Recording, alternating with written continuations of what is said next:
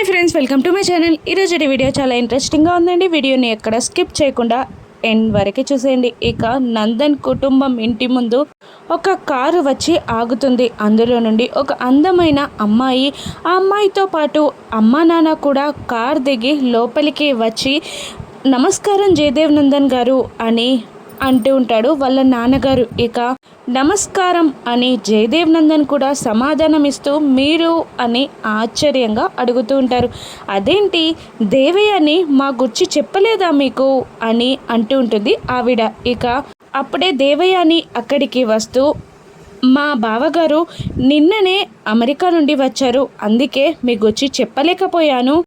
బాగున్నారా అన్నయ్య గారు, బాగున్నారా వదిన గారు, రండి కూర్చోండి అంటూ వాళ్ళని మర్యాదగా రిసీవ్ చేసుకొని అక్కడ కూర్చోబెడుతుంది. ఇక జయదేవ్ నందన్ కూడా ఆశ్చర్యపోతూ అక్కడ కూర్చుంటాడు. ఇక అరవింద కూడా భయంగానే కిందికి దిగి వస్తూ ఉంటుంది. రాక వివేక్ కాబోయే అత్తమామలు వచ్చారు అని అంటూ ఉంటుంది దేవయ్యని. ఇక అరవింద కూడా మనసులో లేని నవ్వుని ముఖం మీద పులుముకుంటూ వచ్చి సోఫాలో కూర్చుంటుంది. ఇక వివేక్కి కాబోయే అత్తమామలు అని దేవయాని అనగానే ఇక జయదేవ్ నందన్ షాక్ అవుతూ ఏంటి అరవింద, వివేక్కి కాబోయే అత్తమామలేంటి, అసలు ఏం జరుగుతుంది ఇక్కడ అని అడుగుతూ ఉంటాడు జయదేవ్ నందన్. ఇక దేవయాని ఇలా అంటుంటుంది, వివేక్కి ఒక సంబంధం చూశాను, ముహూర్తాలు కూడా ఫిక్స్ చేశాం బావగారు అని దేవయాని సమాధానం చెప్తుండగా అది కాదు దేవయాని, వివేక్కి ఈ పెళ్ళి ఇష్టమేనా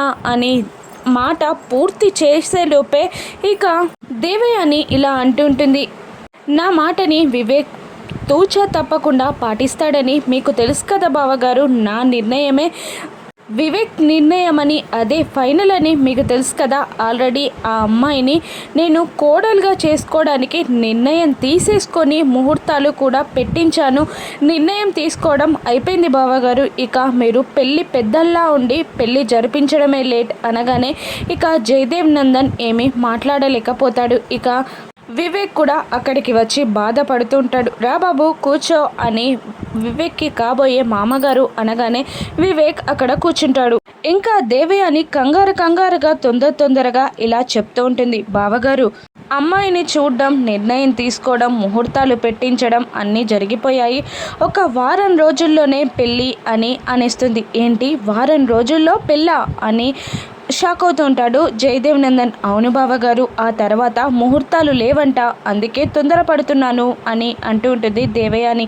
మరి నిశ్చితార్థం అని అంటూ ఉండగా వారం రోజుల్లో పెళ్లి ముహూర్తం పెట్టుకున్నాక నిశ్చితార్థం అంటారేంటి, నిశ్చితార్థానికి సమయం కూడా లేదు, ఇక పెళ్లి ముహూర్తం పెట్టుకున్నాక నిశ్చితార్థం గురించి ఆలోచించే అవసరం కూడా రాలేదు, అయినా మీరు నిశ్చితార్థం అంటున్నారు కదా అని అంటూ ఒక 2 ప్లేట్లలో ఒక దాంట్లో శారీ మరొక దాంట్లో పంచే పెట్టుకొని తీసుకొచ్చి ఇదిగోండి ఇప్పుడే ఇక్కడే తాంబూలాలు మార్చుకోండి అని దేవయాని తొందర పెడుతూ ఉంటుంది. ఇక మీరు అందించండి అన్నయ్య గారు అని ఆయన్ని అంటుండగా అలాగే అని అంటూ ఇక వాళ్ళు లేచి నిలబడతారు. ఇక అరవింద సైగ చేయడంతో జయదేవ్ నందన్ కూడా లేచి నిలబడతారు. ఇక వివేక్ ముందే వాళ్ళిద్దరూ తాంబూలాలు మార్చుకుంటారు. వివేక్ మాత్రం బాధపడుతూ ఉంటారు. ఇక అమ్మాయి వల్ల అమ్మా నాన్నలు ఇలా అంటుంటారు, వారం రోజుల్లోనే పెళ్ళి పనులు చాలా ఉండిపోయాయి, ఈ రోజు నుండి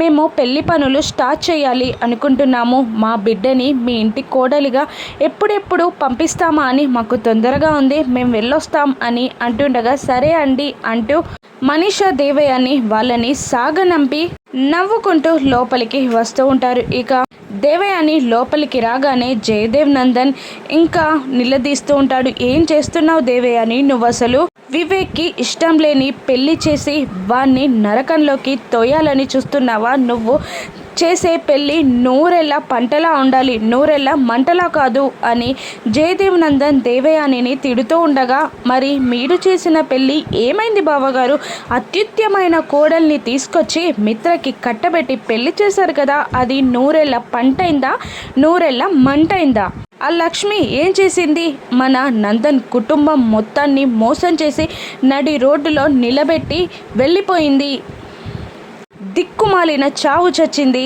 అని దేవయాని అరుస్తూ ఉంటుంది. ఇక అరవింద కోపంగా దేవయాని దగ్గరికి వచ్చి ఇంకొకసారి లక్ష్మి చనిపోయిందంటే నేను ఊరుకోను అని తిడుతూ ఉంటుంది. అరవింద కూడా దేవయానిని. ఇక మిత్ర కూడా అక్కడికి వచ్చి పిన్ని మాట్లాడిన మాటల్లో తప్పేముందమ్మా, చనిపోయిన వాళ్ళను చనిపోయింది అని చెప్పకుండా ఏం చెప్తారు, తను మోసం చేసి వెళ్ళిపోయింది కాబట్టి ఆ మాటే అంది, అందులో నాకైతే ఏం తప్పు కనబడట్లేదు అని అంటుండగా జయదేవ్ నందన్ మధ్యలో కల్పించుకొని నువ్వు నీ కొడుక్కి నీకు ఇష్టమైన పెళ్లి చేసుకుంటున్నావు, ఇక మేమేం చేయాలో చెప్పు, పెద్దమ్మ పెద్ద నాన్నలుగా అదే చేస్తాం, కానీ వేరే విషయాల్లో నువ్వు తలదూర్చకు అని అంటూ కోపంగా అక్కడి నుండి వెళ్ళిపోతాడు జయదేవ్ నందన్. ఇక అరవింద గార్డెన్లో ఉన్న జయదేవ్ నందన్ దగ్గరికి వస్తాడు. ఇక అరవిందాని కూడా తిడుతూ ఉంటాడు జయదేవ్ నందన్. ఏమైంది అరవింద, ఒక్క 4 రోజులు నేను ఇంట్లో లేకపోతే ఎవరు దారి వాళ్ళు చూసుకుంటారా,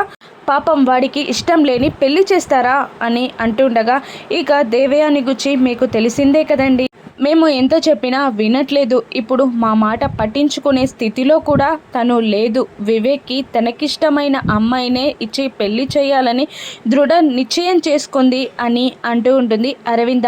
అయినా కూడా దేవయాని మీదికి నువ్వెందుకు గొడవకి వెళ్ళావు, నువ్వెందుకు అలా తనతో పోట్లాడుతున్నావు, ఇదేనా నువ్వు మారింది అని జయదేవ్ నందన్ తిడుతూ ఉండగా తను లక్ష్మి చనిపోయింది అంటే తట్టుకోలేకపోయానండి అని అంటూ ఉంటుంది అరవింద.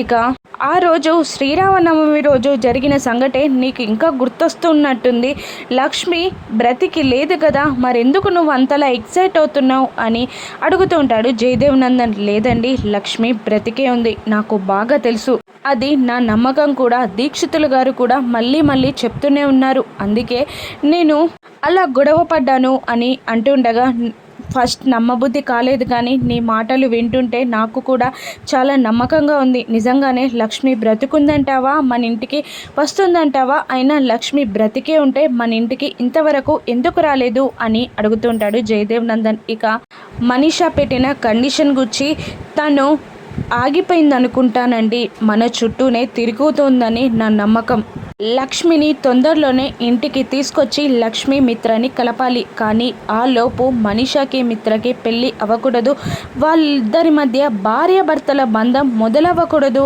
అని అంటుంటుంది అరవింద.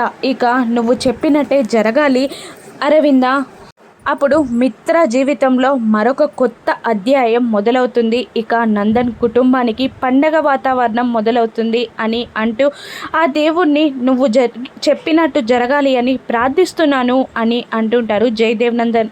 మరోవైపు లక్ష్మి వివేక్ జానులతో మాట్లాడుతూ ఉంటుంది. మీరు చెప్పింది నాకు నమ్మబుద్ధి కావట్లేదు, లక్కీ మిత్రగారి కూతురా, అసలు మిత్రగారికి అలా కూతురు ఎలా ఉంటుంది, నేను వెళ్ళిపోయాక మనిషిని పెళ్లి చేసుకోలేదు, మరి కూతురు ఎలా ఉంటుంది, మనిషిని కాకుండా వేరే వాళ్ళని పెళ్లి చేసుకున్నాడా మిత్ర అని అడుగుతూ ఉండగా ఇక వివేక్ ఇలా అంటుంటాడు, మనీషా పెళ్లి చేసుకోవాలన్న ఆలోచనే అనేక రాలేదు వదిన, మరి అటువంటిది వేరే వాళ్ళని పెళ్లి చేసుకున్నాడా అని నువ్వెలా అడుగుతున్నావు అని అంటూ ఉంటాడు వివేక్. ఇక మరి ఆ పాప ఎవరు, ఎలా వచ్చింది అని అడుగుతుండగా ఇక జాను పెంచుకుంటే వచ్చింది అని అనేస్తుంది. షాక్ అవుతూ ఉంటుంది లక్ష్మి. పెంచుకుంటేనా, ఎందుకు పెంచుకున్నారు అని అడుగుతుండగా హాస్పిటల్లో ఎవరో ఒక ఆవిడ లక్కీని కానీ అనాథగా వదిలిపెట్టి వెళ్ళిపోయిందంట, ఆ పాపని అనాథగా వదిలేయడం ఇష్టం లేక దత్తత తీసుకొని మరి పెంచుకున్నారు అని జాను చెప్పేస్తుంది. ఇక లక్ష్మి ఆలోచనలో పడిపోతుంది. దత్తత తీసుకున్న అమ్మాయి పైన అంత ప్రేమ చూపిస్తున్నారా, ఏదో కన్న బిడ్డని చూసుకున్నట్టు చూసుకుంటున్నారేంటి, అసలు జాను వివేక్లకి మొత్తం విషయం తెలియదా, అసలు ఎవరికి తెలియని విషయం ఏదైనా ఉందా, కనుక్కోవాలి అని లక్ష్మి ఆలోచిస్తూ ఉంటుంది. ఇక జాను వివేక్లు లక్ష్మిని పిలుస్తున్నా కూడా లక్ష్మి పట్టించుకోకపోవడంతో అక్క అక్క అని అంటూ లక్ష్మి చేయి పట్టుకొని కదుపుతూ ఉంటుంది. ఇక వివేక్ ఇలా అంటుంటాడు, వదినా లక్కీ విషయం ఇంకొకటి ఉంది, పాపం తను అనాథన్న విషయం తనకి కూడా తెలియదు, తనకి తెలియకుండా అన్నయ్య పెంచుతున్నాడు అలా. అయినా కూడా ఇంకొక మ్యాటర్ ఉంది. మా అమ్మ నాకు వేరే పెళ్లి సంబంధం సెట్ చేసింది. వారం రోజుల్లో పెళ్ళంట. జాను ఏమో మా అమ్మ ఒప్పుకుంటేనే తప్ప పెళ్లి చేసుకోను అంటుంది. ఇక నా లైఫ్ మిస్టరీలా మిగిలిపోయింది వదిన అని అంటుండగా దూరంగా వెళ్ళి లక్ష్మి ఆలోచిస్తూ ఉంటుంది. ఎలాగైనా జాను వివేక్ల పెళ్లి చేయాలి అని ఆలోచిస్తూ ఉంటుంది లక్ష్మి. మరోవైపు హాల్లో జయదేవ్ నందన్ మిత్ర లక్ష్మిల పెళ్లి ఫోటోని చూస్తూ కూర్చునుండగా అరవింద అక్కడికి వచ్చి ఏం చేస్తున్నారండి అని అడుగుతూ ఆ పెళ్లి ఫోటోని చూస్తుంది. ఏంటండి ఈ పెళ్లి ఫోటోని ఎందుకు బయటకు తీశారు అని అంటుండగా అలా అజ్ఞాతంలో ఉండాల్సిన ఫోటో కాదు ఇది, అందరూ చూడాల్సిన ఫోటో, అందుకే బయటికి తీసుకొచ్చాను, ఇది మంచి జ్ఞాపకం అని అంటూ ఉంటారు జయదేవ్ నందన్. ఇక అప్పుడే భాస్కర్ వస్తాడు. ఇక ఏంటి భాస్కర్ ఇలా వచ్చావు అని అడుగుతుంటుంది అరవింద. ఇక సార్ అమెరికా నుండి వచ్చారని తెలిసి ఒక్కసారి చూసిపోదాం కలిసిపోదాం అని వచ్చాను, బాగున్నారా సార్ అని అంటూ ఉంటాడు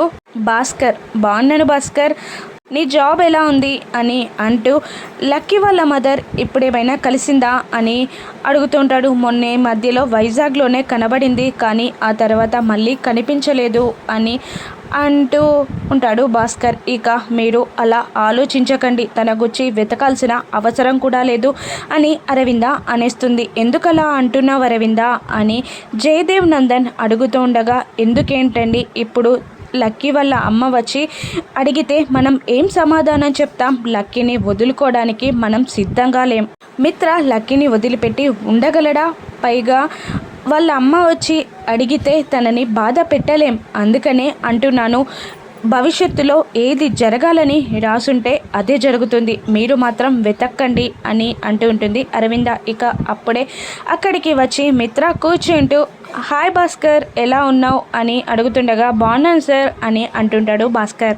ఏంటి డాడ్ ఏం చూస్తున్నారు అని అడుగుతుండగా ఫోటో అని జయదేవ్ నందన్ అంటుంటాడు. ఏంటా ఫోటో ఇవ్వండి అని అంటుండగా జయదేవ్ నందన్ ఆ ఫోటోని మిత్రకి ఇస్తాడు. ఇక మిత్ర కూడా ఆ ఫోటోని చూస్తూ ఒక్క నిమిషం ట్రాన్స్లోకి వెళ్ళిపోతాడు.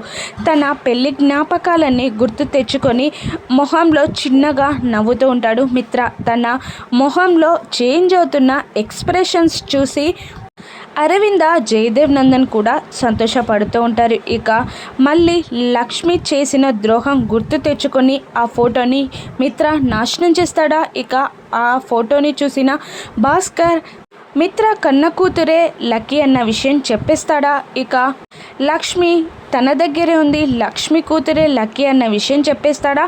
రానున్న ఎపిసోడ్స్లో చూద్దాం. Thank you for watching.